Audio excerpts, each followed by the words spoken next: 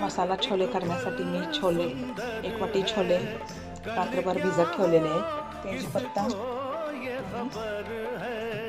2 लवंग आणि दालचिनीचा तुकडा घातलेला आहे। आता ह्याचं कुकरचं झाकण लावून कुकरच्या 4 शिट्ट्या करून घेते। ते आपण पेस्ट केलेलं आपण भाजीमध्ये घालणार आहोत।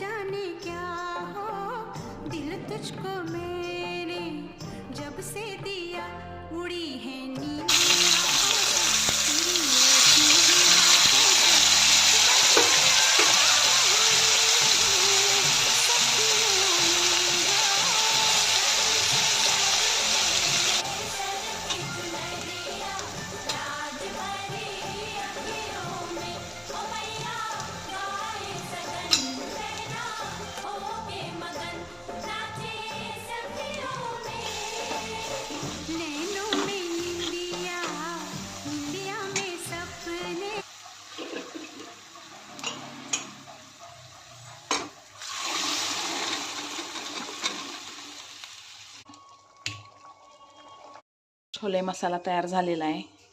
मस्त असा भाजीला दाटसरपणा